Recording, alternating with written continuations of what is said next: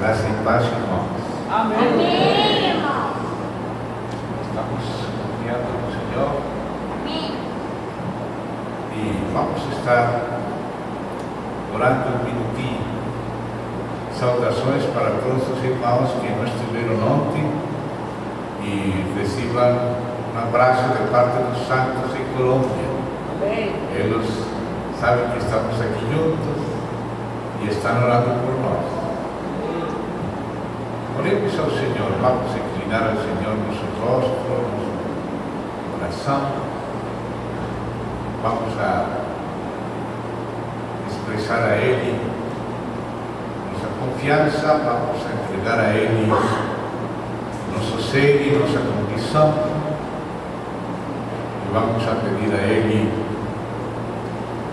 que com seu Santo Espírito Ele nos ajude e Ele possa, Ele mesmo, fazer sua própria obra entre nós. Assim, falando neste tono, os irmãos que estão atrás escutam bem? Estão escutando bem lá atrás? Dá para ouvir as palavras claras? Sim? Amém. Oremos.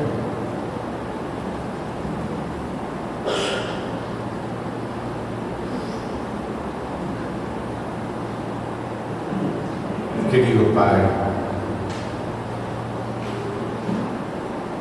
no precioso nome do Senhor Jesus Cristo, pelo seu precioso sangue, agradecemos poder estar reunidos aqui em Teu nome e aos Teus pés. Confiamos a Ti todo o nosso ser, Senhor. Confiamos que o Senhor preparou para nós esta ocasião. Guarda-nos, Pai, na Tua graça, de nós mesmos, de nossos pecados, de nossa fragilidade, até de nossa ingenuidade. Guarda-nos também do maligno. Agradecemos que o Senhor Jesus venceu integramente. O Senhor é o nosso pão vivo. O Senhor é o nosso alimento. O Senhor é agora a nossa constituição em novas criaturas, trasladados ao reino do Filho do amor de Deus. Querido Pai, no nome de Jesus Cristo, confiamos a Ti integramente nosso ser e nossa condição. Pedimos a Ti, em nome de Jesus Cristo, Tua promessa fiel de estar conosco todos os dias, este dia específico. Derrama Teu Santo Espírito sobre nós, Tua santa unção, que cada um de nós possamos tocar em Teu Espírito. Amém. E que o próprio Espírito do Senhor possa também vivificar nossos espíritos, fortalecer nosso homem interior, alumiar os olhos de nosso entendimento, nos fortalecer na Tua presença e estar prontos para Ti em união contigo nesta hora especial da história humana e da história sagrada. No precioso nome do Senhor Jesus Cristo. Amém. Amém. Ontem estivemos vindo Mateus 24, passamos por alguns versos que merecem uma consideração mais detalhada, mais profunda e muito necessária nesta hora. Então, rogo, meus irmãos, que por favor, de novo, vamos a Mateus 24 para nos concentrar num verso especial.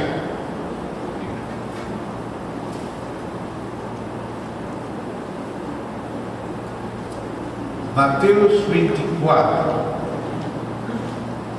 verso 15.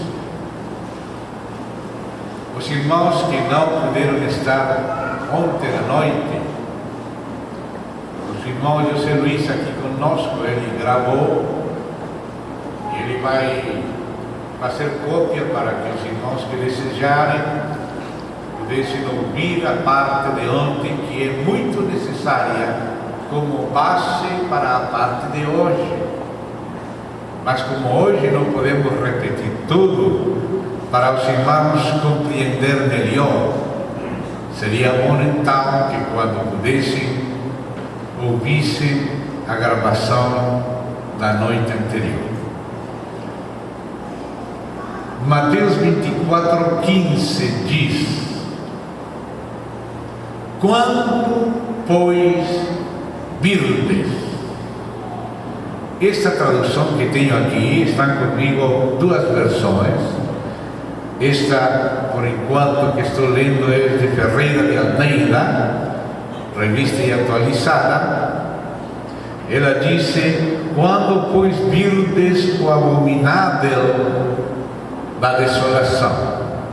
Esta outra que tenho aqui é a Reina Valera em espanhol, e seguramente que tem algumas outras versões entre os irmãos.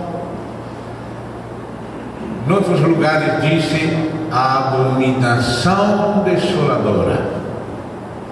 Quando você vai para Daniel, vê que lá se faz referência precisamente a esta segunda tradução, abominação desoladora.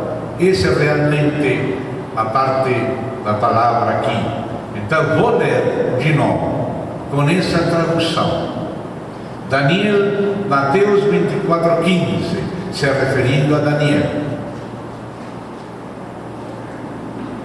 Quando, pois, virdes a abominação desoladora de que falou o profeta Daniel no lugar santo, quem lê entenda.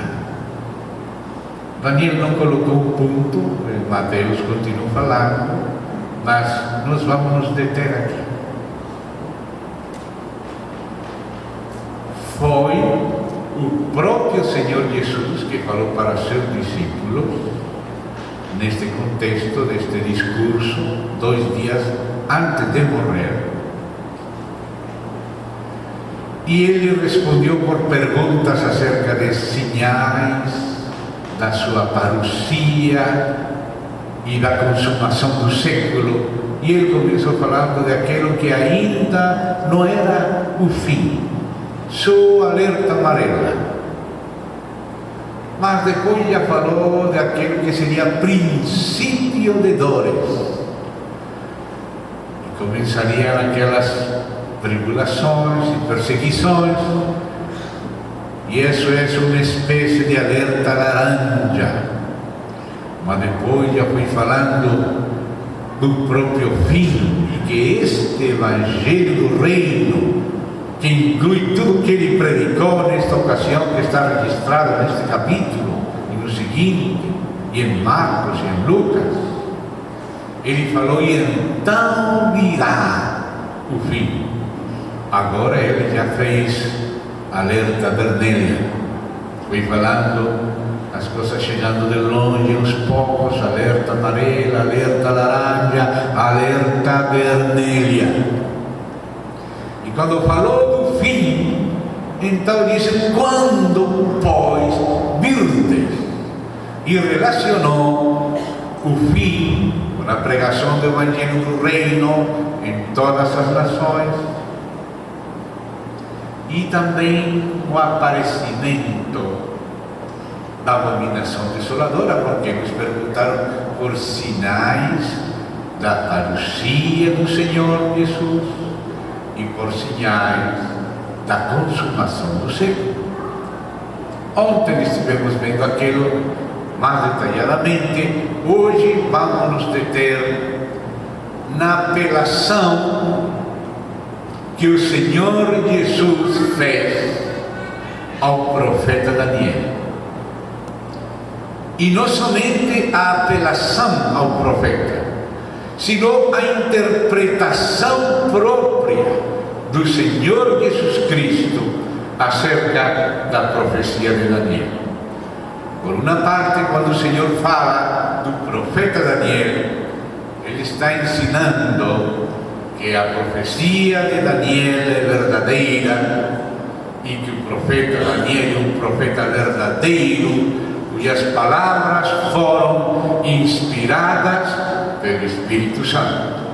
O Senhor está crendo no profeta Daniel e nas profecias de Daniel, porque o próprio Novo Testamento ensina que o próprio Espírito de Cristo foi aquele que operou em Daniel. E também o Senhor está interpretando Daniel, não só crendo nas profecias dele, sino interpretando elas de uma certa maneira. Hoje em dia também existem interpretações acerca das profecias do profeta Daniel. E existem comentários de diversas escolas acerca do profeta Daniel. E algumas escolas são somente historicistas. Ou seja, falam: bom, isso de Daniel é da época passada, isso já foi cumprido totalmente na época de Antíoco Epifanes, e isso já não tem nada a ver conosco hoje. Essas são algumas das interpretações modernas que vocês podem ler em alguns comentários hoje. Mas quando Jesus fez referência à abominação desoladora, ele não parou no tempo de Antíoco Epifanes no passado. Ele tomou essa profecia e falou dela em relação com o futuro. Ou seja, que aquilo que se deu, sim, que se cumpriu tipologicamente, não definitivamente, só tipologicamente se cumpriu nos tempos de Antíoco Epifanes, vários séculos antes de Cristo. O Senhor Jesus não considerou como cumprimento definitivo, senão que ele pegou os mesmos textos, as mesmas referências e aplicou para o futuro. E não só para um futuro imediato, como se fosse para a geração do ano 70 de Daniel, que certamente foi uma tipologia da grande tribulação. Mas os acontecimentos do sítio de Jerusalém pelos romanos por Tito no ano 70 cumpriu somente uma parte da profecia, não foi o cumprimento completo. Depois do ano 70, no ano 86, que é o ano mais tarde que podemos colocar como data do Apocalipse, porque os escritores antigos como Justino Mártir, Ireneu de Leão, eles escreveram que João esteve preso na ilha de Patmos nos tempos do imperador Domiciano. E Domiciano morreu no ano 86. E o seguinte imperador, chamado de Nerva, ele liberou todos os presos políticos que tinha deixado Domiciano, como um ato de boa vontade no acesso do novo imperador. E então João saiu livre de Patmos e ele foi de novo para Éfeso. E depois, lá em Éfeso, ele escreveu suas epístolas e o seu evangelho. Acabava de matar a Timóteo a espada quando João voltou para a Ásia Menor, Éfeso, que hoje é Turquia, aquela província chamada de Ásia Menor, hoje é Turquia. Então, no Apocalipse, que tem como ano mais tarde, o ano 86, nos tempos de Domiciano, João ainda falou das coisas que Jesus falou que aconteceriam no futuro. Ou seja, que acontecimentos tipológicos nos tempos de Antíoco Epífanes e nos tempos do ano 70 depois de Cristo, com Tito, quando foi sitiada e tomada a cidade de Jerusalém e o templo destruído.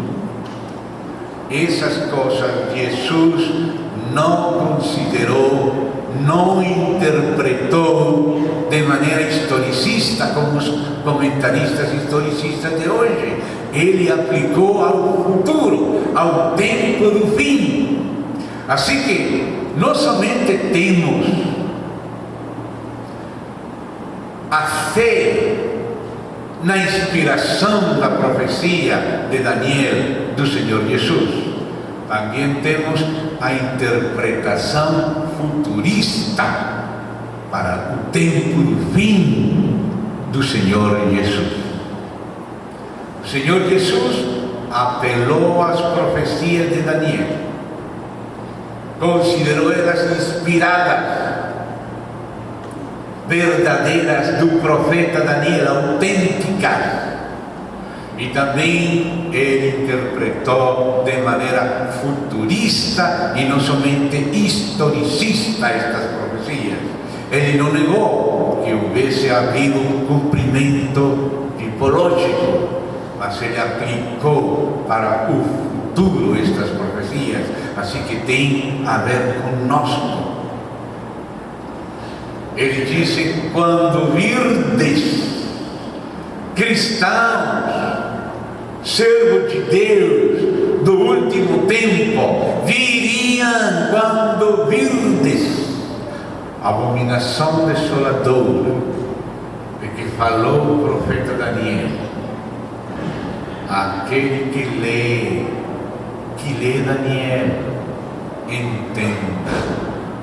Existe um entendimento conforme a mente de Cristo das profecias de Daniel. Vamos ver em 1 de Pedro, se vocês querem me acompanhar, a realidade de que o próprio Espírito de Cristo foi que esteve ensinando aos profetas. Aqui Pedro não fez menção específica do profeta Daniel, mas pelas palavras de Pedro compreendemos que ele estava tendo em conta Daniel, e vocês vão perceber isto. Primeiro livro de Pedro, verso 10 em diante, capítulo 1 de 1 de Pedro, verso 10 e seguintes.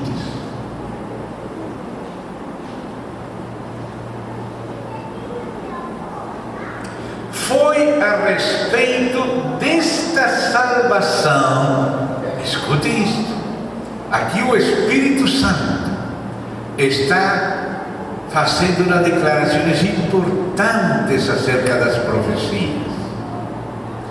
Não separe as profecias de Cristo. Não separe a escatologia do resto do conselho completo de Deus.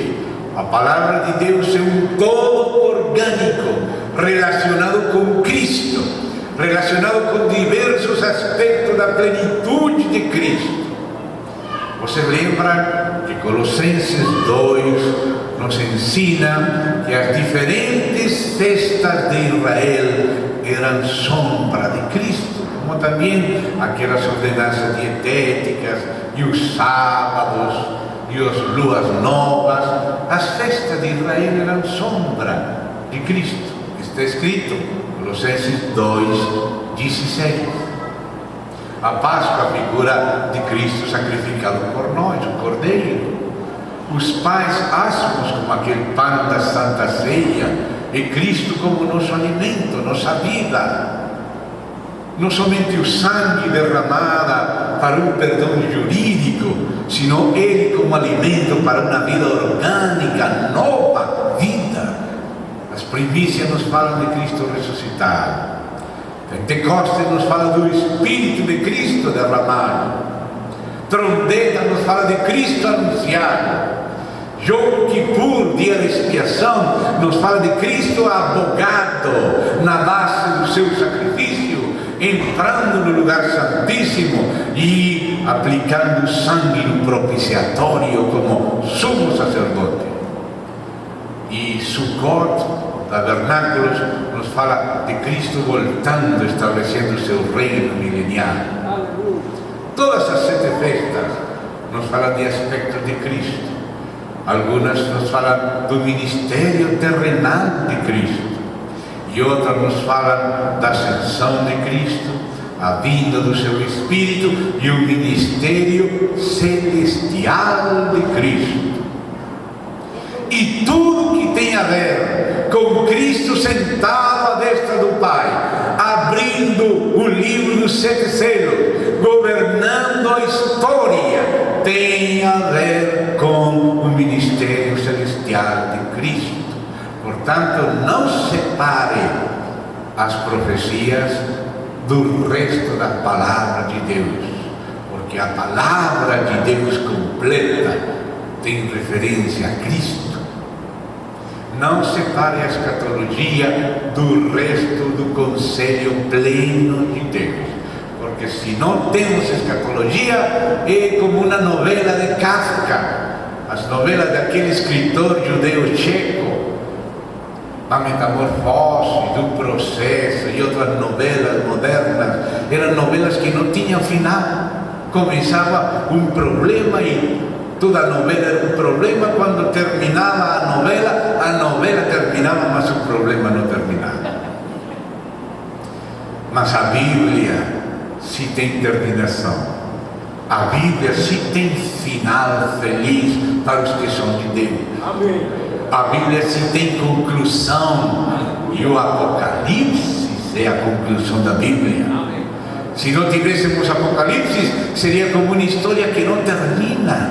Mas Apocalipse termina na Nova Jerusalém com a esposa do Cordeiro. Aleluia. Assim que a escatologia é parte da revelação completa, e a revelação plena de Deus é Cristo.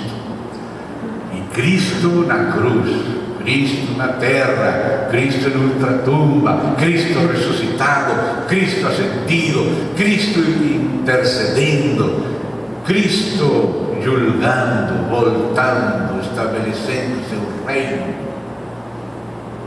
Todos isso são aspectos de Cristo. E, portanto, isto que vamos estudar de Daniel não é para nos apartar de Cristo com coisas misteriosas, não, é para aprofundar na plenitude de Cristo e o que Cristo tem estado fazendo para hoje e que fez em direção ao fim. A Bíblia diz em Eclesiastes: melhor é o fim do negócio que o seu princípio. Deus escolheu patriarcas e Israel para o princípio do seu negócio. e escolheu apóstolos para a primeira era da igreja. Escolheu os chamados pais da igreja para avançar na evangelização do mundo. Escolheu os escolásticos, escolheu os reformadores. Mas o Senhor, o que começou, tem que terminar. Ele também escolheu a gente do tempo do fim. Você foi separado por Deus para este tempo do fim.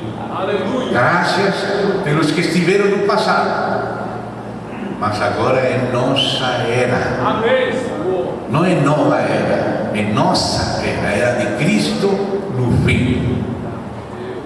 No fim da era do mundo e no começo do reino de Deus na terra. Então, amados, disse aqui Pedro, foi, capítulo 1, verso 10, primeira epístola, foi a respeito desta salvação. Ou seja, de que profetizaram os profetas? A respeito desta salvação. A salvação introduzida pelo Senhor Jesus, pelo Espírito, pelos apóstolos da igreja primitiva, pelo Novo Testamento. Foi a respeito desta salvação que os profetas indagaram e inquiriram, os quais profetizaram acerca da graça a vós outros destinada. De que falavam os profetas? Desta salvação, da graça a nós destinada. Verso 11: investigando atentamente qual a ocasião ou quais as circunstâncias oportunas indicadas pelo Espírito de Cristo que neles estava. O Espírito de Cristo estava nos profetas, por exemplo em Daniel, indicando as ocasiões, as circunstâncias. Por isso as profecias falavam de que Deus muda os tempos, as estações, remove reis, estabelece reis, porque nesse processo dos tempos Deus estava trabalhando para glorificar seu Filho e a sua igreja. Aleluia. Cada período da história era controlado por Deus para fazer uma parte do trabalho.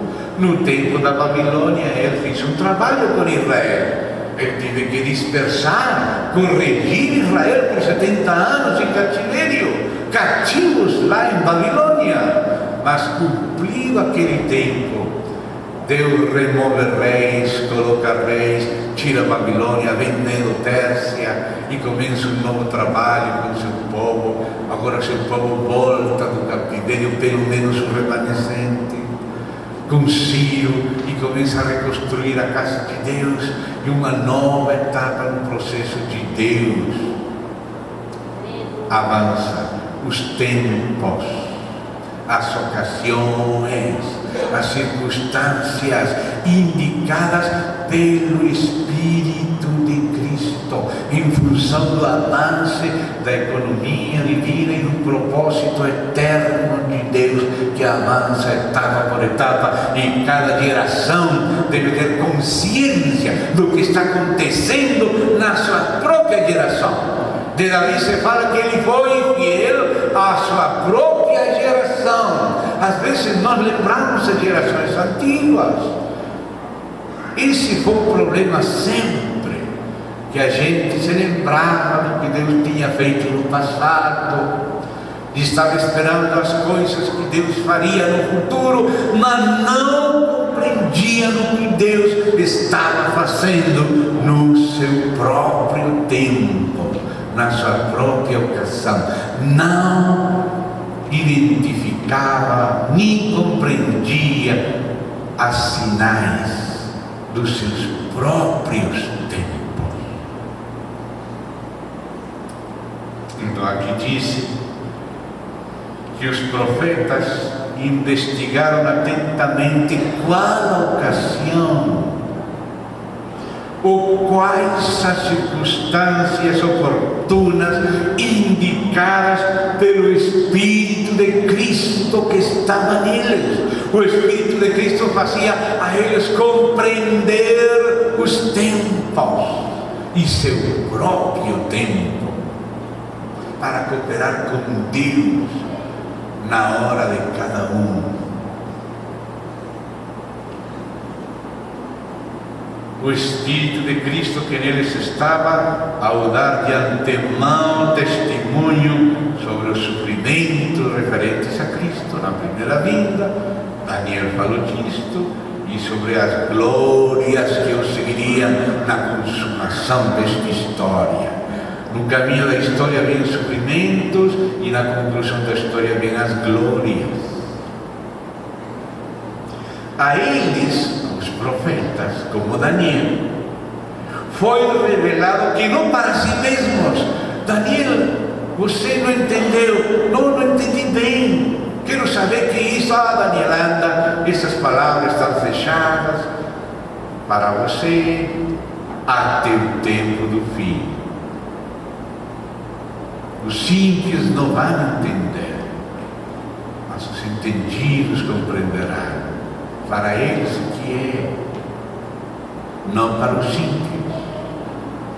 A eles, os profetas, foi revelado que não para si mesmos, mas para vós outros, vos foram anunciadas por aqueles que pelo Espírito Santo enviado do céu vos pregaram o Evangelho, coisas essas que anjos anelam perscrutar. Os anjos estão atentos ao desenvolvimento do reino de Cristo, primeiramente espiritual através da igreja. A multiforme sabedoria de Deus tem que ser manifestada pela igreja, diz Efésios, diante de principados e potestades. Porque o plano de Deus com Cristo e a igreja é algo que os anjos têm interesse em seguir. A história da igreja é o filme favorito do céu. Paulo disse que nós somos espetáculo ao mundo, aos anjos e ao próprio Deus. Então, amado, Jesus falou que tínhamos que ter em conta o que falou o profeta Daniel, e que tínhamos que ler, e que tínhamos que entender, e logicamente que temos que ler conforme a mente de Cristo e entender conforme o Espírito e a mente de Cristo. Não um entendimento somente acadêmico e historicista, como aquele de alguns comentários modernos, mas temos que interpretar como crentes e da maneira futurista para o fim, que interpretou o anjo Gabriel quando falou a Daniel e que interpretou Jesus quando falou aos apóstolos e fala para nós nas Sagradas Escrituras.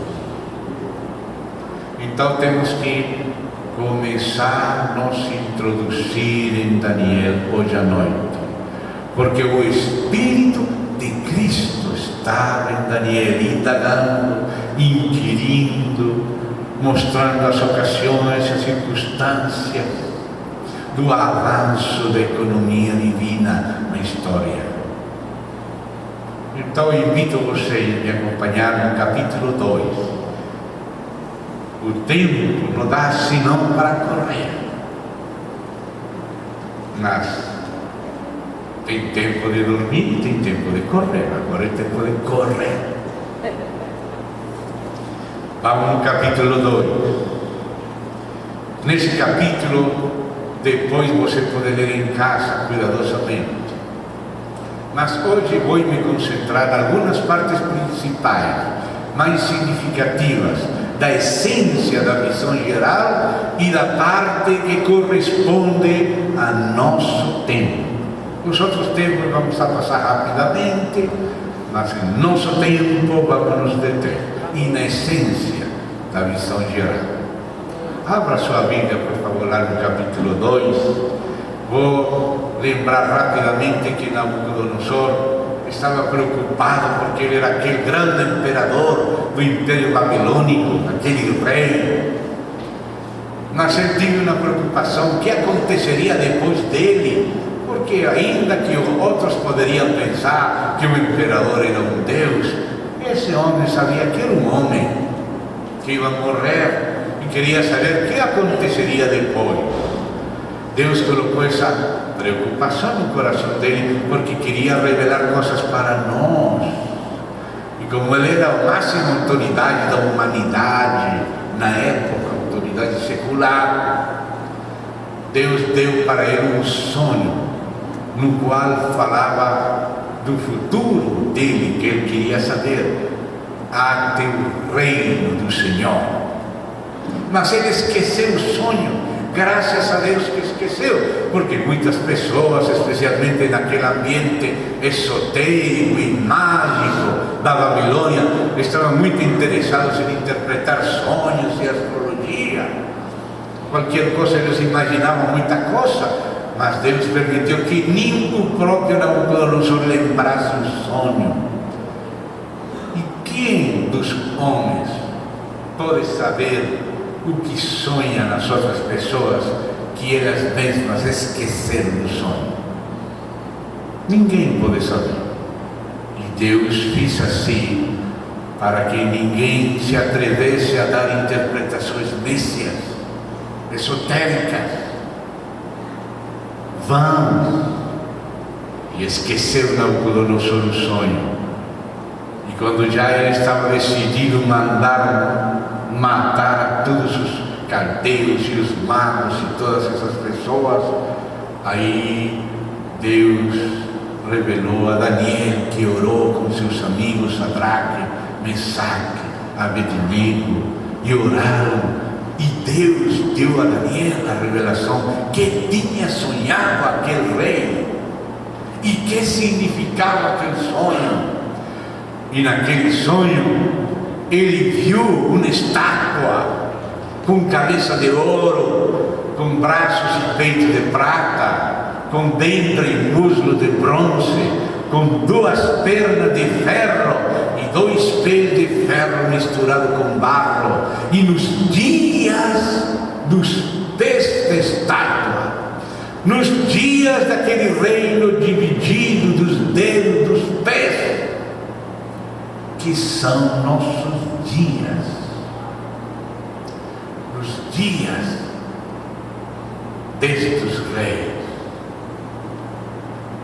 o Deus do céu, com uma pedra não tomada de mão, referida à segunda vinda de Cristo, aquela pedra veio, golpeou aquela imagem, aquela estátua nos pés, derrubou toda a estátua e aquela pedra cresceu e encheu toda a terra, se referindo ao reino do Altíssimo e dos santos do Altíssimo, depois da queda dos impérios humanos.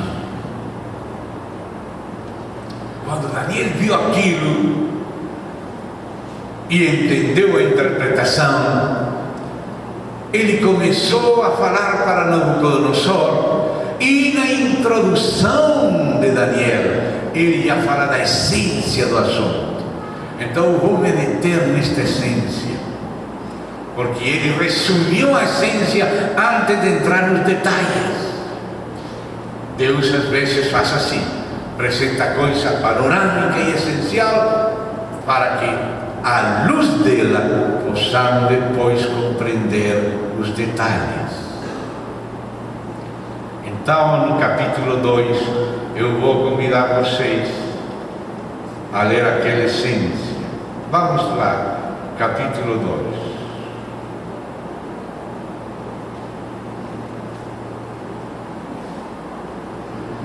Verso 19 em diante.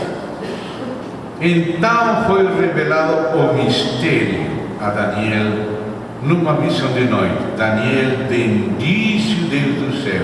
Disse Daniel: um irmão que já partiu com o Senhor, um companheiro nosso, Jair Faria dos Santos, que fundou várias igrejas aqui no Brasil. Ele colocou música a estas palavras de Daniel, e eu vou cantar estas palavras. Verso 20, diz Daniel: seja bendito o nome de Deus, de eternidade a eternidade, porque dele a sabedoria e o poder. É Ele que muda o tempo, é Ele que muda as estações, remove reis e estabelece reis, dá sabedoria aos sábios e entendimento aos entendidos. Seja bendito o nome de Deus, de eternidade a eternidade, porque dele a sabedoria e o poder. Essa é a conclusão que Daniel percebeu daquela visão. E você sabe que 1 Coríntios capítulo 1, verso 24, diz quem que é a sabedoria e o poder de Deus. Cristo é a sabedoria de Deus. E Cristo é o poder de Deus. Nesta visão, Deus está mostrando a Cristo, sabedoria e poder de Deus, aquele que governa a história humana e aquele que compreende a história humana. Ninguém, senão Cristo, podia abrir o livro dos céus, através dos quais Deus mostraria como submeteria a seu Filho todas as coisas. Antes de abrir o livro, ninguém podia nem olhar, nem mirar. Mas quando o Cordeiro abriu os 7 selos, no último selo apareceram 7 trombetas, e na última trombeta, quando foi tocada, disse: os reinos do mundo vieram nascer de nosso Senhor e do seu Cristo. Para que era aquela série de selos, de trombetas e de taças que estavam dentro da 7ª trombeta, como as trombetas estavam dentro do 7º selo? Para que era todo aquele trabalho? Quem poderia abrir o livro? Quem saberia e quem poderia? Cristo. Cristo é a sabedoria de Deus e o poder de Deus, e só Ele podia abrir o livro para conduzir tudo, para que todos os reinos do mundo viessem a ser do Senhor e do seu Cristo. O Pai ressuscitou, ascendeu e assentou a seu Filho à sua destra e falou: meu filho, assenta-te à minha destra, até que eu ponha todos os teus inimigos debaixo dos teus pés. E esta visão mostra esse controle de Deus da história, o poder de Deus e o conhecimento do plano de Deus. Deus muda os tempos, muda as estações, tira reis, coloca reis, sai Babilônia, vem a Pérsia, sai Pérsia, vem a Grécia, sai Grécia, vem a Roma, saiam de Roma, tem chifres, saia um chifre pequeno no meio deles, venha o Senhor e estabeleça o seu reino. Quem que governa a história e que dá revelação acerca do governo divino da história e as sinais dos tempos. Jesus falou que tínhamos que compreender as sinais dos tempos. Ele falou que temos que ler e entender Daniel, porque Cristo é o poder e a sabedoria de Deus. Então Deus começa a falar aqui com este sono e interpretação de Daniel que teve Nabucodonosor. E começa como quando um adulto vai ensinar a desenhar a um menino. O adulto diz: esta bolinha aqui, vê este círculo acá? Essa é a cabeça. Você vê esta linha acá? Esse é o corpo.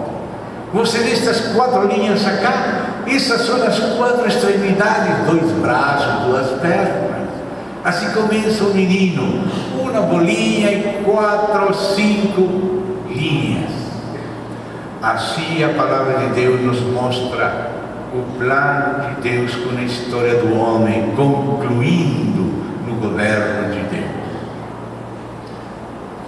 Depois passa um tempo e Deus continua revelando, acrescentando revelação. Mas acima da revelação anterior, Ele coloca uma revelação nova, mas falando da mesma coisa, não de outra coisa. No capítulo 7, de novo, Deus mostra umas bestas para Daniel e o reino de Deus. E essas bestas se correspondem com aquelas partes da estátua de Nabucodonosor, mas acrescenta a revelação. Primeiro Deus coloca os ossos, depois Ele coloca os músculos, depois Ele coloca os nervos, depois se coloca a pele e coloca o cabelo, os pelinhos, os lunares, as pecas, todos os detalhes. E assim Deus começa a revelar de pouco a pouco e de pequeno a grande. Primeiro, se você entende a visão geral, então depois você vai descendo aos poucos nos detalhes e Deus vai acrescentando revelação, mas vai nos introduzindo na revelação do simples para o mais complexo.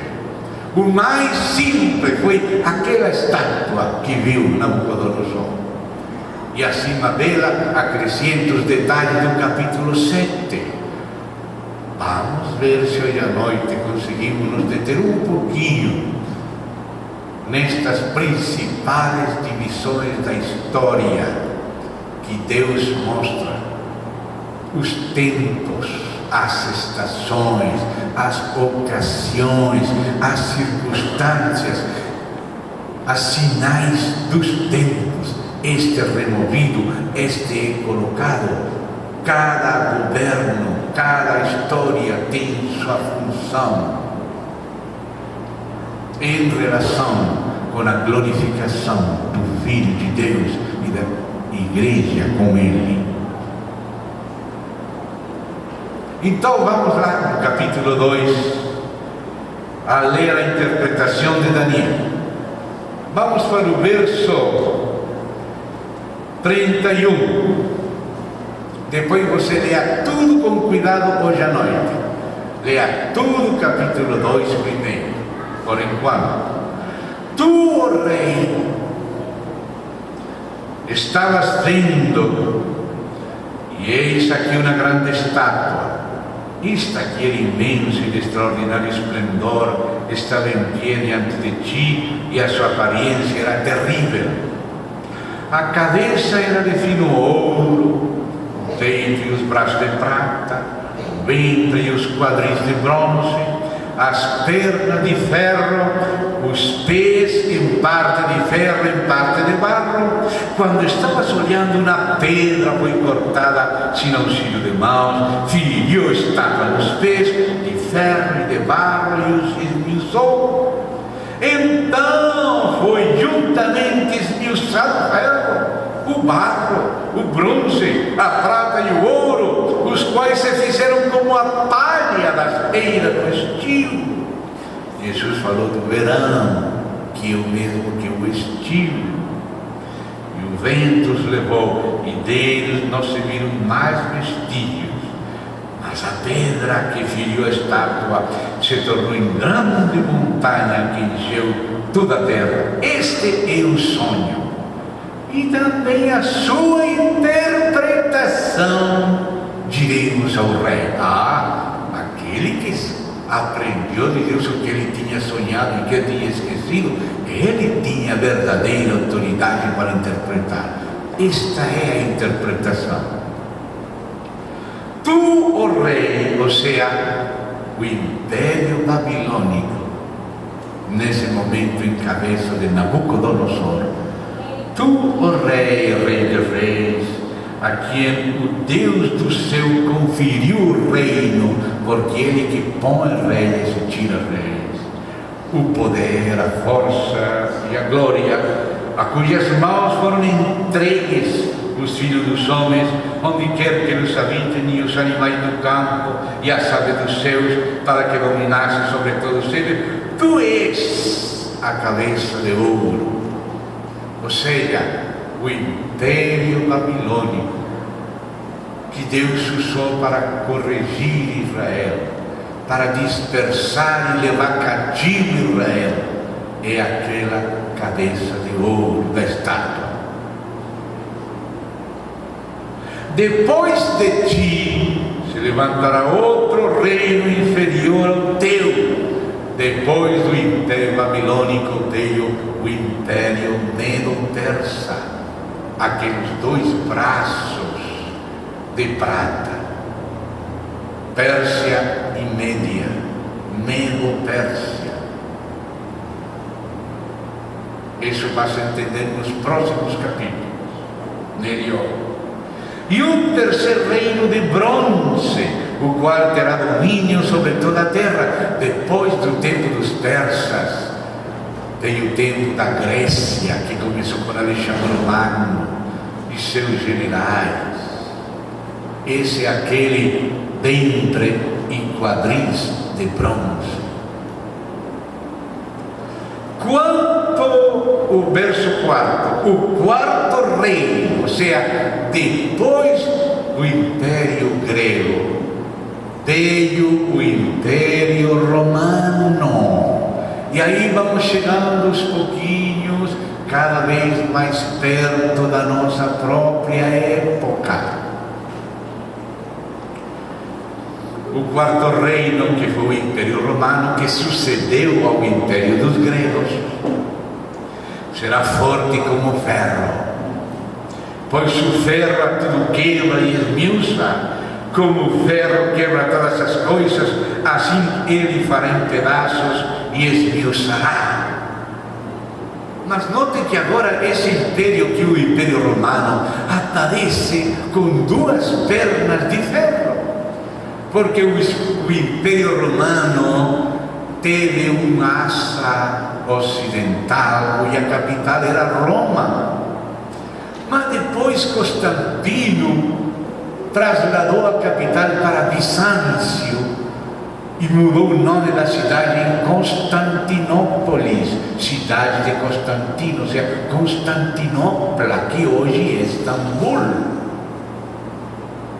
E aí virou a perna oriental do Império Romano, e por isso o que hoje é Turquia era chamada província de Ásia Menor do Império Romano, e por isso lá estava Síria e até a própria Palestina. Quem chamou de Palestina Israel foi o Império Romano. Lá estava Pôncio Pilatos, governador da Judeia da parte de Roma. Essa era a perna oriental. E aqui no Ocidente era a perna ocidental do Império Romano. E o Império Romano continuou passando por vários períodos. Primeiro foi aquele Império Romano pagão, mas depois veio aquela cristianização, pelo menos exterior, maiormente, e veio o chamado Império Romano Cristão, o Sacro Império Romano. E depois aqueles Césares, porque o primeiro chefe era Júlio César, e o nome dele virou título de Augusto César, de Tibério César, de Cláudio César, de Nerão César, e todos os Césares eram os imperadores romanos. Depois, a partir de Carlos Magno, virou o Sacro Império Romano, porque ele pediu que o Papa colocasse a coroa dele. e depois foi continuado pelos Kaiser, alemães germânicos, porque o título Kaiser é o mesmo título César, só que César vem do latino, do italiano, e Kaiser, que é o mesmo que César, vem do alemão. Tsar de Rússia vem da mesma raiz de César e Kaiser. E aquele império foi avançando até a Primeira Guerra Mundial no século XX, do qual a maioria dos que estamos aqui estamos vindo do século XX. Só os meninos menores de 10 anos são do século XXI. No ano 1918, porque a Primeira Guerra Mundial começou em 1914 e foi até 1919, em 1918, aquela linha dos imperadores do Sacro Império Romano Pagão,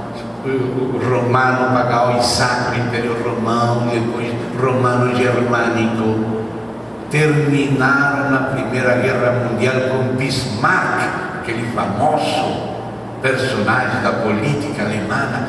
Com ele terminou a dinastia dos Césares, a sucessão dos Césares terminou em 1918. E a outra perna oriental, que tinha sido continuada pelos bizantinos, e por isso, quando se fazem discussões innecessárias de coisas que não são importantes, se chamam de bizantinismos. Os bizantinos estavam discutindo de que cor eram os olhos da Virgem Maria, quantos anjos que havia na ponta de uma agulha. Enquanto eles estavam distraídos com esses bizantinismos, os muçulmanos invadiram Bizâncio, estabeleceram o Império Otomano, dos turcos, dos muçulmanos, que tomaram o Império Romano Oriental e assumiram como próprio e continuaram com ele. E também em 1918, igual que no Ocidente, também no Oriente, na mesma Primeira Guerra Mundial, o último califa, o governante do Império Otomano, governou até aí. Ou seja, que no século XX a história chegou aos tornozelos para entrar no século XX nos pés da estátua. Ou seja, que a história até a Primeira Guerra Mundial foram as duas pernas de ferro do Império Romano. Mas entrado o século XX, terminada a Primeira Guerra Mundial, se entrou na era dos dois pés da estátua. Chegamos em nossa era, em nosso tempo. E aí aconteceu o seguinte, verso 41 em diante, Daniel 2, 41 em diante.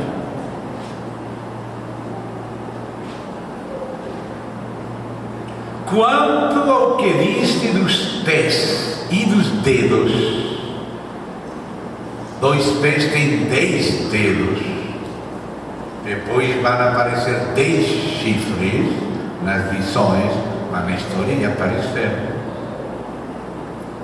Quanto ao que viste dos pés e dos dedos, em parte de barro de oleiro e em parte de ferro, será isso um reino dividido. Contudo, haverá nele alguma coisa da firmeza do ferro, pois que viste o ferro misturado com barro de lodo. Como os dedos dos pés serão em parte de ferro e em parte de barro, assim por uma parte o reino será forte e por outra será frágil. quanto que viste do ferro misturado com barro de lodo, misturar-se-ão mediante casamento, mas não se ligarão um ao outro, assim como o ferro não se mistura com o barro. Depois do que foi o Império Romano, veio o século XX, onde do que era o Império Romano surgiu a União Europeia.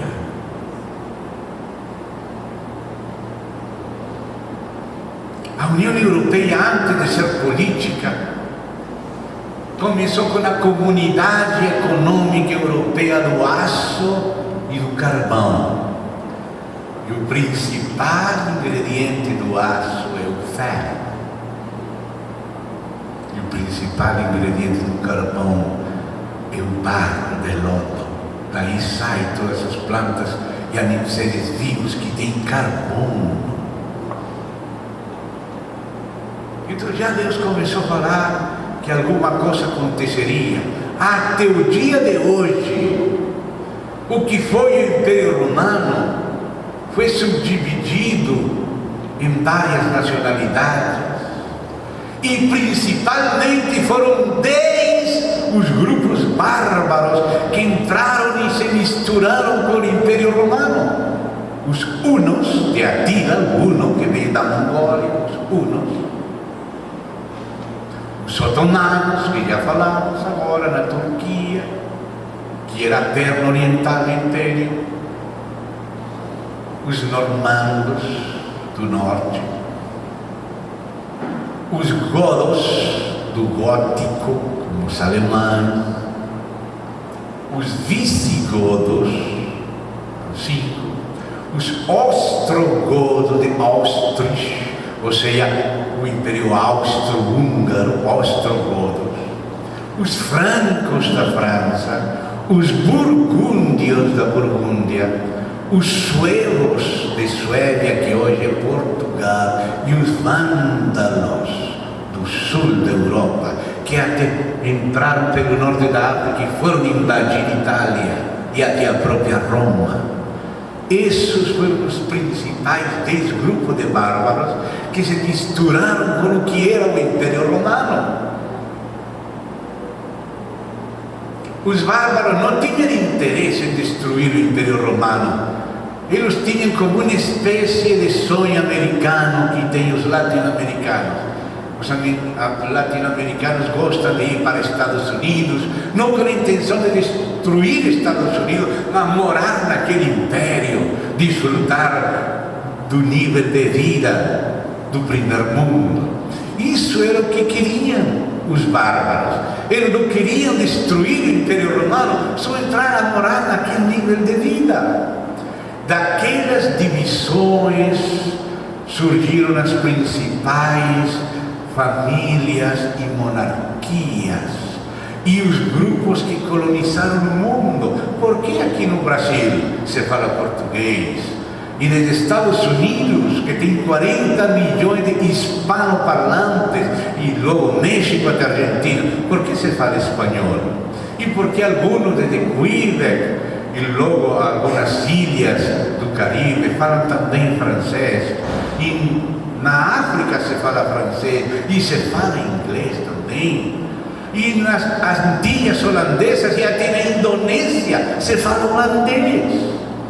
Por que se fala português em Macau e em Santo Tomé e Príncipe e em Guiné-Bissau e em Angola e em Moçambique?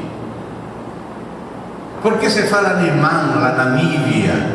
Porque do que era a Europa, que tinha sido descendente de Jafet, Deus falou por profecia de Noé que Cã, por ter se rebelado contra a autoridade, seu filho seria amaldiçoado e seria escravo, servo dos seus irmãos. De Sem falou que o Deus de Sem seria abençoado, e o Deus de Sem é o Deus da Bíblia, é o Deus de Abraão, de Isaac, de Jacó, o Pai de nosso Senhor Jesus Cristo, e o nosso Deus, o único Deus verdadeiro. Deus falou: engrandeça Deus a Jafé.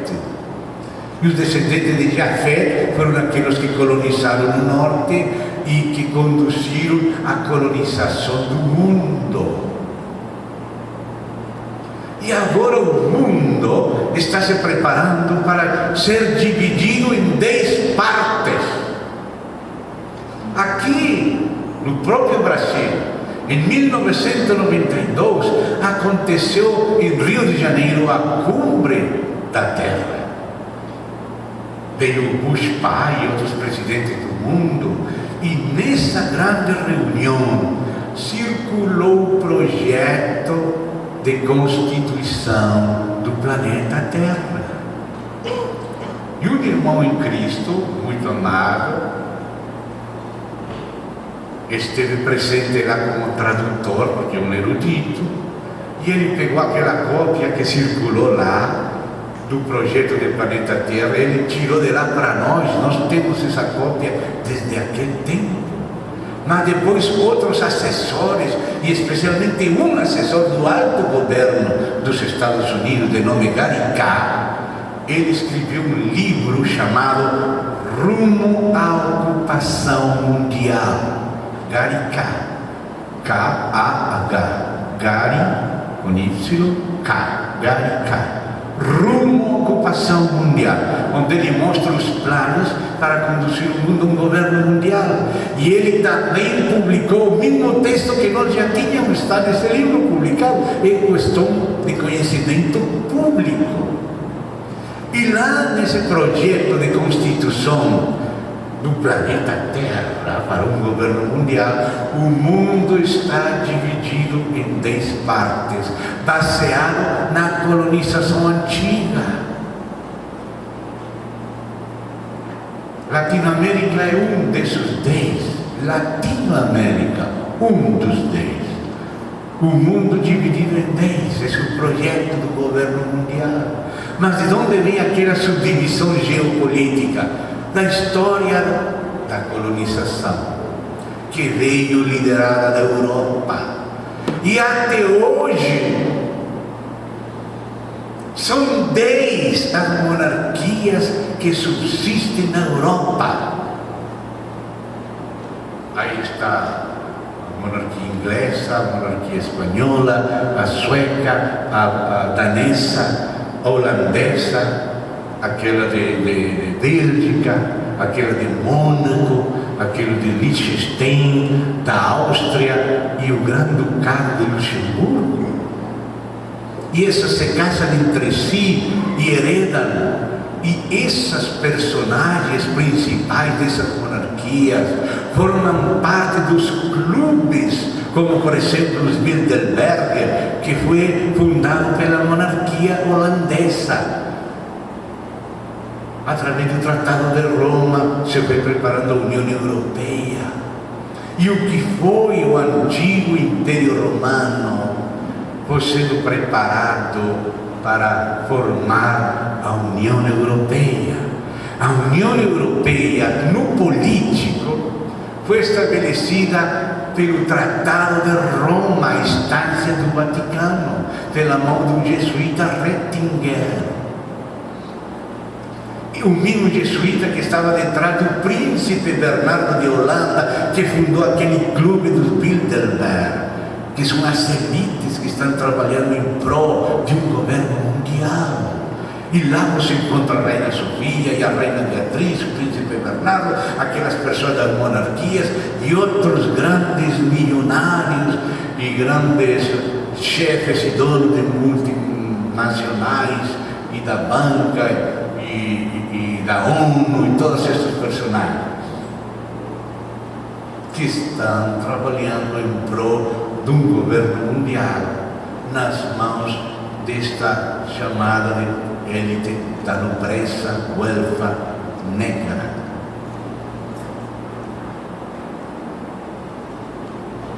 Esses são os 10 chifres da estátua. Nossos tempos. Mas aqui diz que algo aconteceria, que haveria um reino dividido. como o Espírito Santo, em poucas palavras, como se fosse uma fotografia de raio-x, ele mostra a história real moderna. Europa está formada por duas tendências contraditórias, mas que tratam de se complementar juntamente. Essa é a característica dos europeus. Uma tendência, um nacionalismo, enfatizar sua língua, sua história, sua terra, mas ao mesmo tempo eles sabem que se eles continuam desgregados, não vão ter poder. Então tem outra tendência chamada de federalismo, de unir o que está dividido numa confederação, por isso chamada a União Europeia. Por isso disse: quanto ao que viste do ferro misturado com barro de lodo, misturar-se-ão mediante casamento, mas não se ligarão um ao outro, assim como o ferro não se mistura com barro. Por isso falava um reino dividido. O nacionalismo mantém as divisões, mas o federalismo une os vários num só reino. É chamado um reino dividido, o reino em parte frágil, em parte forte. Isso que é a União Europeia. E a União Europeia começou a se formar através de vários tratados. O primeiro tratado foi o próprio Tratado de Roma, que foi político, que foi assinado por 10 nações. E essas nações até hoje constituem um núcleo duro da integração diferenciada europeia. Estou falando dos términos dos próprios tratados deles, como eles assim mesmos se autodefinem.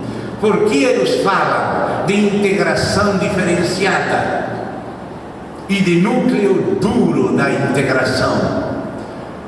Porque a União Europeia, politicamente, fundada no Tratado de Roma, foi fundada por 10. Aí estão os 10 dedos da estátua. E esses 10 são o núcleo da integração dura, como se fosse um buraco negro da galáxia.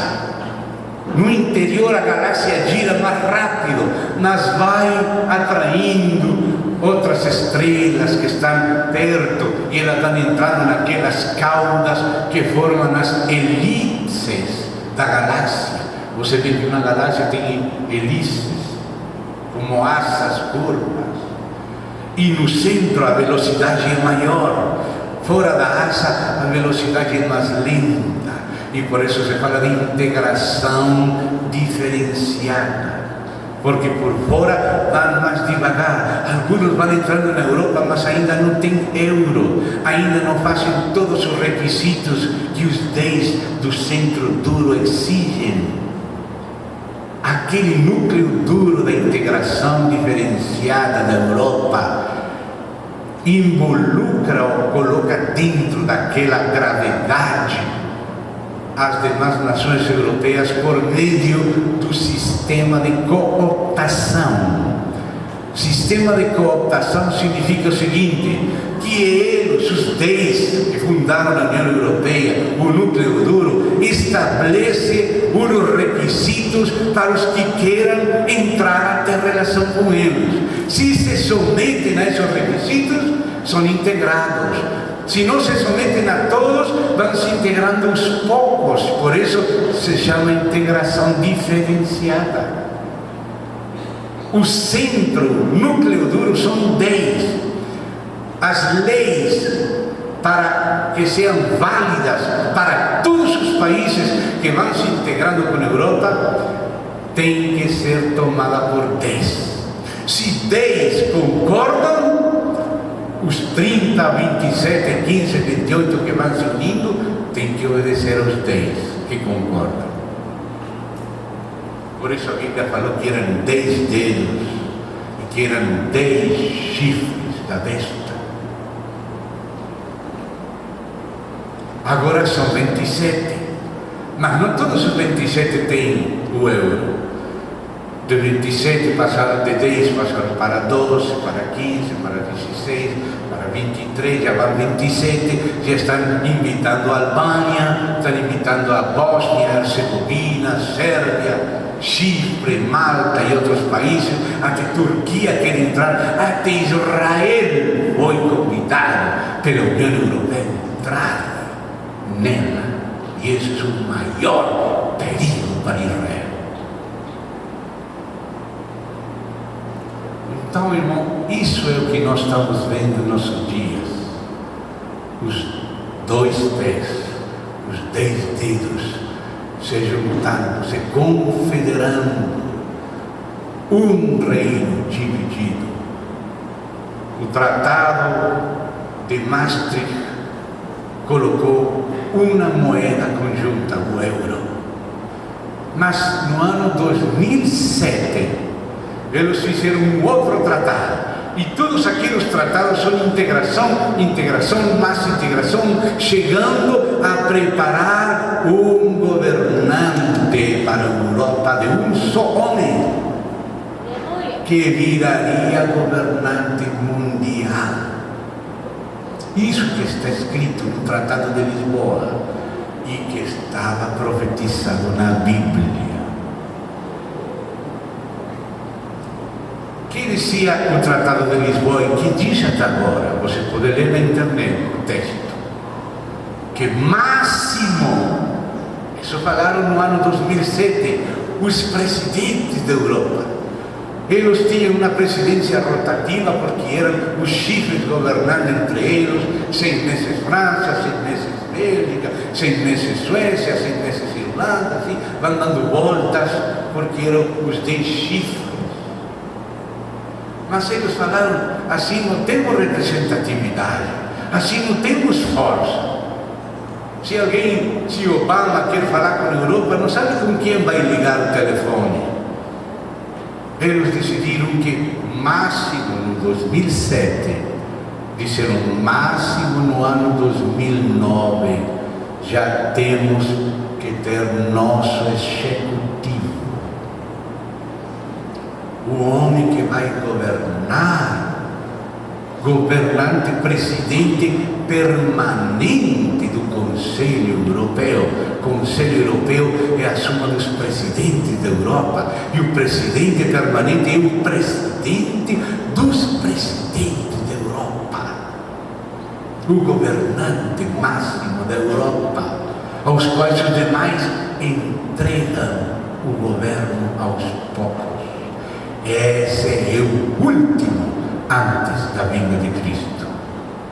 Irmãos, e não está só para vir, já foi estabelecido, já está no seu lugar. Aleluia.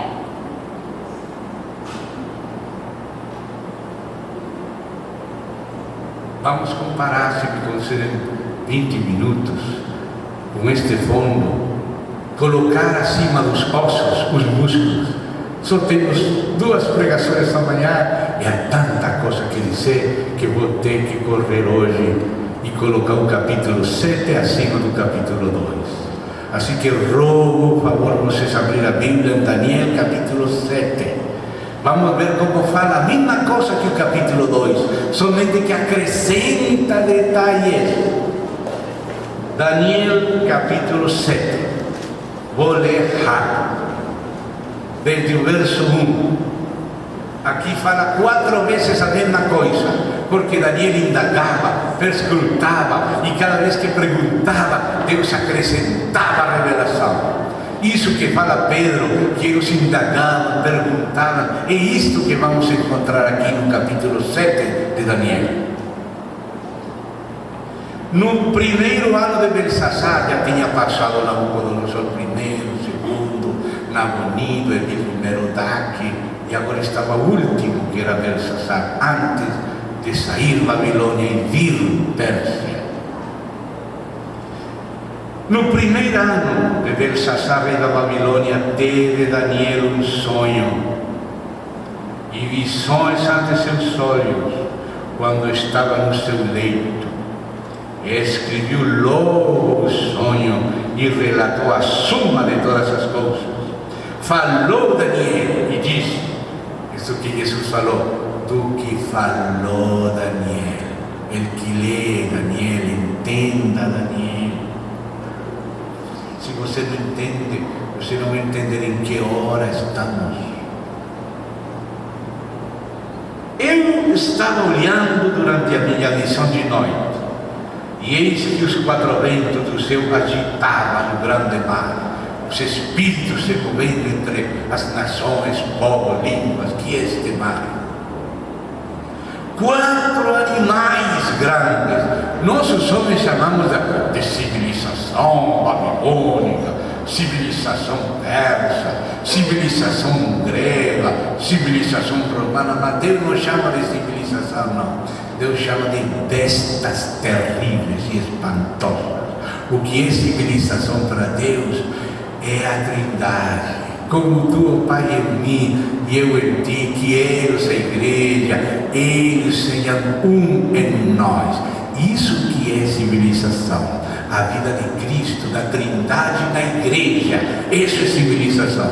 Mas o que o mundo chama de civilização, Deus chama de bestas, animais grandes, diferentes uns dos outros, subiam do mar, impérios que se levantam dentre o povo. O primeiro era como um leão, essa é Babilônia, essa é a cabeça de ouro da estátua de Nabucodonosor. Tinha asas de águia, porque o Império Babilônico foi formado pela aliança dos assírios e os caldeus. Assírios e caldeus formaram este leão, que é o Império Babilônico, corresponde à cabeça de ouro da estátua. E tinha asas de águia. Enquanto eu olhava, foram arrancadas as asas, foi levantado da terra e posto em 2 pés como homem, e lhe foi dado mente de homem, porque este homem, Nabucodonosor, tinha ficado como um jumento comendo pasto, para mostrar Deus que Deus escolhe o mais baixo dos homens e coloca como cabeça do império, para que não se engrandeça. Quando ele se engrandeceu, virou como um jumento. Continuei olhando depois do Império Babilônico, e eis aqui o segundo animal, semelhante a um urso. Os países que foram da URSS, da Ásia Central, do que foi o Império Persa, que hoje são chamados de Tajiquistão, Uzbequistão, Cazaquistão, Azerbaijão, Irã, todos aqueles eram parte do Império Persa, do urso. E aquele urso se alçava mais de um costado que do outro, porque os aliados dos medos eram os persas, e os persas eram mais fortes que os medos. Por isso disse, o qual o urso se levantou sobre um dos seus lados. Os 2 braços da estátua de prata, medos e persas, são este urso que se levanta mais de um costado que do outro. Na boca, entre os dentes, trazia 3 costelas, porque os persas destruíram 3 nações para expandir seu império. E lhe diziam, levanta-te, devora muita carne. Quando vocês veem esse filme novo, chamado de Alexandre Magno, aí vocês vão ver aquele urso, que é o Império Persa, um animal feroz, mas lento. Os ursos são lentos, pesados. O Império Persa era de 2 milhões de soldados, iba avançando lentamente, chegava numa cidade, comia a comida da cidade, pegava os jovens, os homens, colocava no exército deles e continuava avançando. Mas Deus, depois dos persas, levantou os gregos como um leopardo, um animal rápido que corria para lá, para cá, se movia e venceu os persas. Esse é o terceiro, verso 6. Depois disto, continuei olhando e eis que outro, já não o Império Persa, outro, semelhante a um leopardo, mas rápido. Tinha nas costas 4 asas de ave, tinha também este animal 4 cabeças e foi-lhe dado domínio. Por que era que este leopardo tinha 4 asas e 4 cabeças? Porque quando Alexandre Magno, fundador do Império Grego, morreu aos 33 anos, jovem, o império passou para os 4 generais dele: Lisímaco, Cassandro, Seleuco e Ptolomeu. E daí surgiram as dinastias dos Ptolomeus no sul, dos Seleucidas na Síria e dos outros na Macedônia e na Trácia. O Império Grego está representado aqui neste leopardo e corresponde com o ventre e quadris de bronze da estátua de Nabucodonosor. Deus está colocando mais detalhes acima dos ossos, vai colocando os músculos. Mas isso é coisa do passado. Nosso tempo é o último império, o romano. Vamos ler este de olho aqui. Olha que a palavra de Deus diz: tudo que aconteceu no passado foi segundo a profecia que Daniel viu, nada faltou, tudo se cumpriu ao pé da letra. E agora nós estamos no final da 4ª besta, do 4º animal que viu Daniel. Verso 7: depois disso eu continuo olhando nas visões da noite, e eis aqui o 4º animal, terrível, espantoso e sobremodo forte, o qual tinha grandes dentes de ferro. Ele devorava e fazia em pedaços e pisava os pés que sobejava. Era diferente de todos os animais que apareceram antes dele e tinha 10 chifres, os 10 dedos da estátua. Aquelas pernas de ferro do Império Romano correspondem a esta 4ª besta. E aqueles pés com 10 dedos correspondem aos 10 chifres. E aquele que une o dividido num reino dividido é o seguinte, que é o último e que já acaba de aparecer na terra faz menos de 1 ano. Verso 8: estando eu a observar os chifres, ou seja, a União Europeia que surgiu no meio do que era o Império Romano, eis que estas são as sinais dos tempos. Deus tira reis, Deus coloca reis. Estando eu a observar os chifres, os 10 chifres que saíram da 4ª besta, a União Europeia que surgiu do que foi o Império Romano, eis que entre eles subiu outro pequeno. Um governante no início era pequeno, falando de paz, segurança, colocando em acordo a todos. Mas quem é este? Diante do qual 3 dos primeiros chifres foram arrancados, porque tinha 4 candidatos para o governo europeu, e os 4 eram reis, presidentes. Um era o primeiro-ministro da Inglaterra, Tony Blair, era o primeiro candidato. O segundo era Miliband, representante de toda a comunidade britânica, da Commonwealth britânica da terra. O terceiro era Belaunque, que era o presidente da Holanda. E o quarto era Herman van Rompuy, presidente da Bélgica. 4. Mas diante do quarto caíram 3.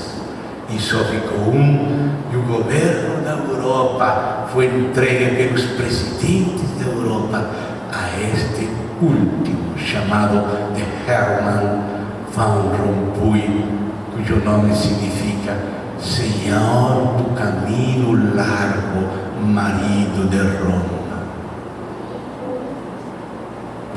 foi estabelecido dia 19 de novembro do ano passado. O dia 19 de novembro foi estabelecido pela ONU como Dia do Homem. Em 1999, que se você coloca o contrário, como fazem os ocultistas, é 666 aprovado. Nesse dia a ONU estabeleceu o Dia do Homem, 19 de novembro. E o ano passado, 19 de novembro, depois da reunião daqueles grupos em secreto, daqueles Bilderberg, onde faz parte aquelas monarquias e aquelas multinacionais e banqueiros e personagens da alta elite globalista que buscam claramente um governo mundial, depois de entre eles falar, e os próprios, especialmente um parlamentar europeu, denunciou tudo isso em público. Esse dia foi escolhido o presidente permanente da União Europeia, presidente dos presidentes, para manter a Europa junta, para reviver o Império Romano Antigo, para falar a nome da Europa e não de países separados diante do mundo. E o dia da inauguração, quando ele assumiu, ele falou que esse ano seria o primeiro ano do governo mundial. Já falou abertamente, só estava sendo nomeado para a Europa e já falou do governo mundial. Já falou.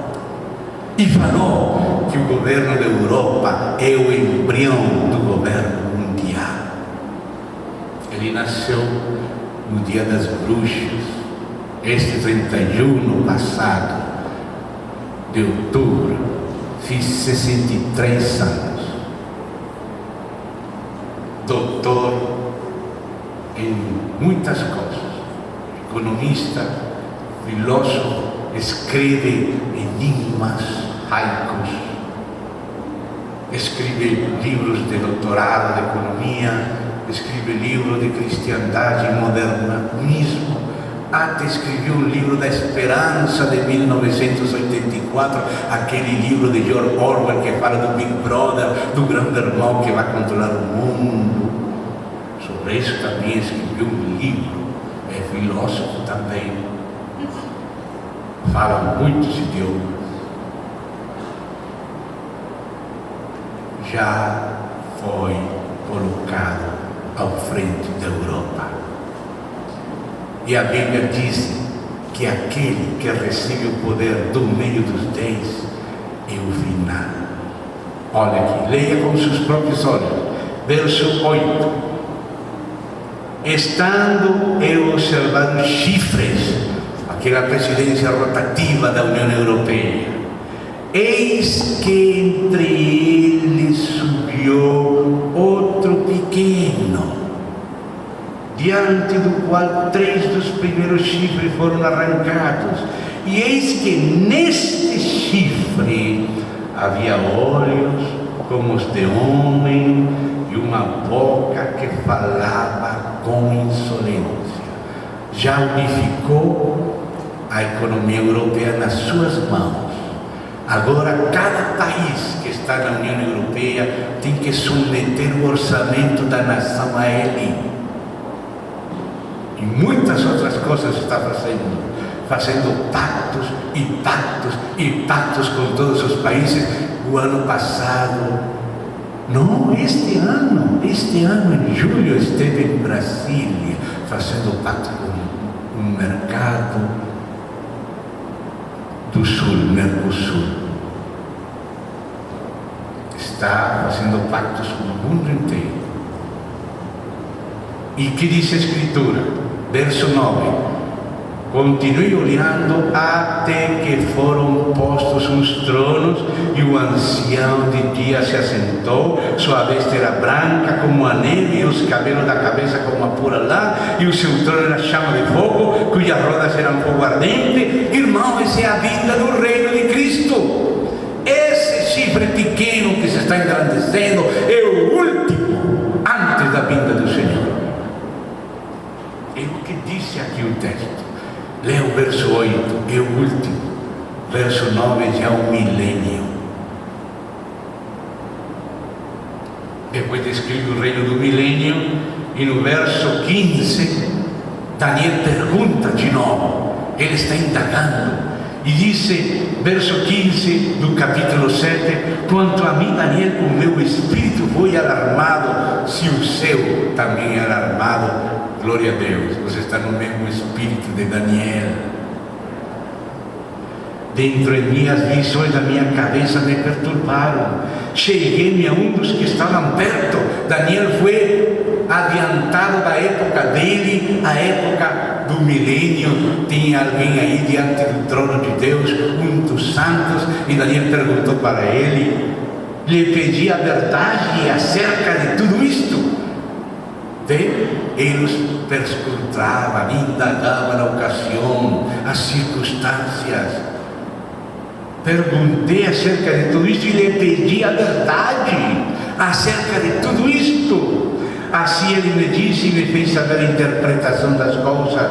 Estes grandes animais, que são quatro reis que se levantarão da terra, mas os santos do Altíssimo receberão o reino e o possuirão para tudo sempre, de eternidade em eternidade, irmão. A história está resumida nestes quatro animais, quatro reis.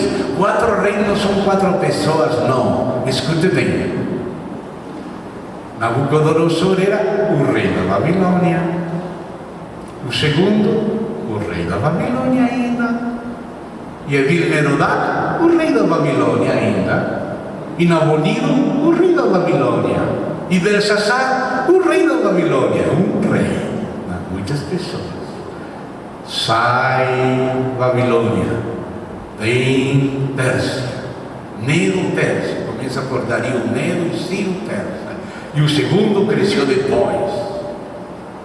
Cambises, seu filho, rei da Pérsia. Esmerdis-Bardilha, rei da Pérsia. Dario Estáspes, o persa, rei da Pérsia.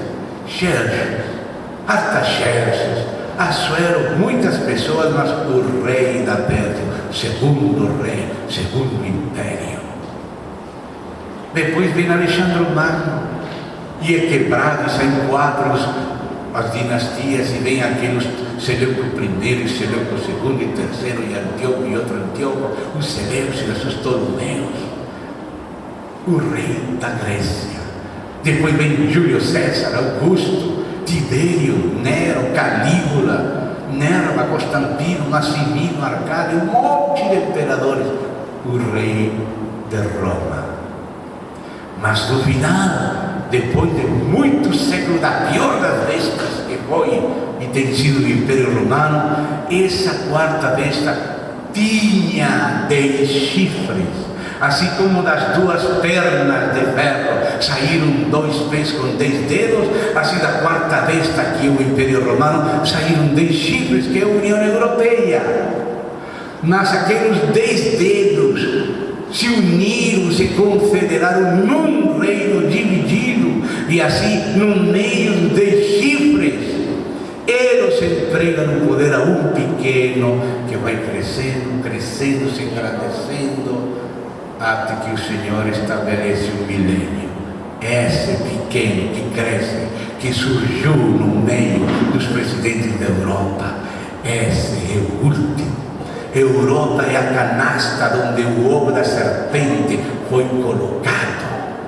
Já foi colocado. O ovo onde vai sair a serpente já está no ninho da Europa. Irmão, o tempo voa, as coisas acontecem debaixo de nossas narinas e não vemos, não entendemos, não entenderiam, disse a maioria, comendo, bebendo, se casando, comprando, vendendo, e não entenderam até que veio o dilúvio e levou tudo. Daniel continuou perguntando mais. O Espírito de Cristo estava em Daniel, insistindo em investigar, em inquirir. E agora disse o verso 19: então tive desejo de conhecer a verdade a respeito do quarto animal, ou seja, o Império Romano, que era diferente de todos os outros, muito terrível, cujos dentes eram de ferro, cujas unhas eram de bronze, que devorava, fazia pedaços e pisava os pés que sobrevivia. Sabem uma coisa? Faz poucos tempos, muito poucos, o Papa Bento XVI escreveu uma das últimas encíclicas, chamada em latim Veritate in Caritate, verdade em caridade, em amor. Esse é o título da encíclica. E nessa encíclica o Papa pede ao mundo estabelecer um governo mundial para governar a economia, a ecologia, para trazer a paz e a segurança nas nações. E ele diz na encíclica que é hora da Europa sacar fora suas unhas.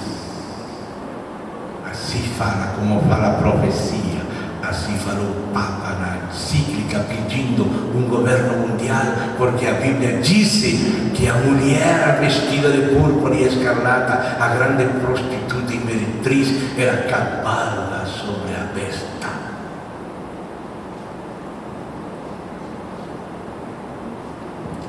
E Daniel perguntou por essa última besta, e disse o verso 20, e também perguntou dos 10 chifres. A União Europeia, que surgiu do que era o Império Romano, que tinha na cabeça, e do outro que subiu, de diante do qual caíram 3, daquele chifre que tinha olhos e uma boca que falava com insolência e parecia mais robusto do que seus companheiros. Eu olhava e eis que este chifre fazia guerra contra os santos e prevalecia contra eles, até que veio o ancião de dia e fez justiça aos santos do Altíssimo, e veio o tempo em que os santos possuíram o reino. Aleluia. Quem é esse chifrecinho que começou a crescer no meio dos 10? O último, antes da vinda do Senhor.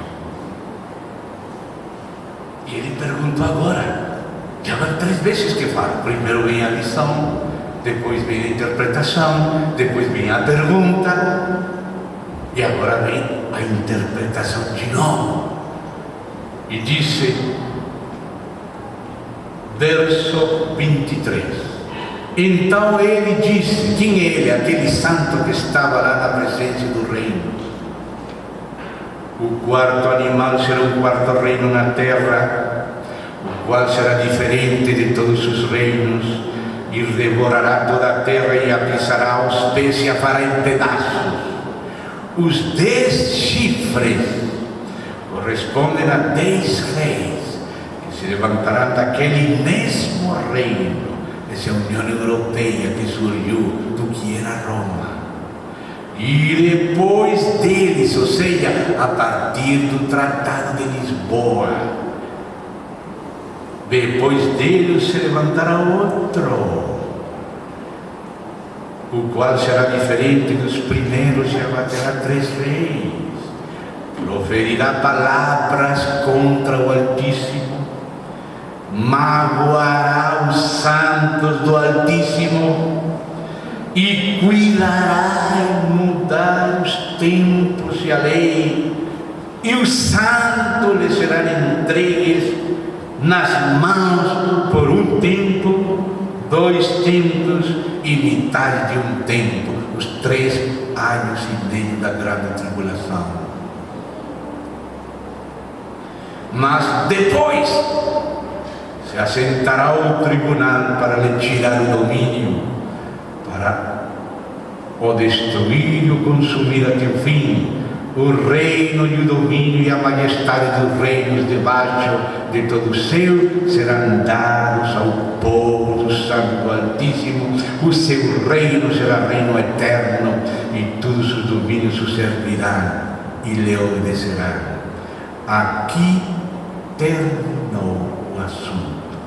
Quanto a mim, Daniel, os meus pensamentos muito me perturbaram, o meu rosto se empalideceu, mas guardei estas coisas. Graças a Deus que guardou no coração e escreveu. Irmão, esse que surge dentre a União Europeia para governar na Europa é o último antes da vinda de Cristo. Quando Daniel escreveu, estava no futuro. Hoje está no presente. Esta escritura já se cumpre diante de nossos olhos. Se você sabe fazer o seguimento, se não se distrai com telenovelas, com futebol, com shopping, milha de coisas. Os ímpios não entenderão, mas os entendidos compreenderão. Vou terminar lendo texto mesmo em Apocalipse 17, 2 versos. E termino a parte de hoje. Apocalipse 17. Porque Apocalipse fala na base de Daniel. Daniel é necessário ser compreendido para poder compreender Apocalipse. Apocalipse 17 diz